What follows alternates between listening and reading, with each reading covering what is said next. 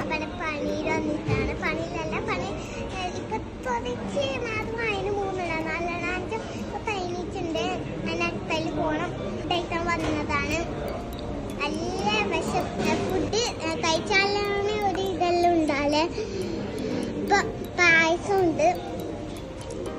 എന്താ പായസം എന്നറിയില്ല. നമുക്ക് ടേസ്റ്റ് ചെയ്യാം. നല്ല ടേസ്റ്റ് കിട്ടോ. ഞാൻ തൊട്ട് അതുകൊണ്ടാണ്.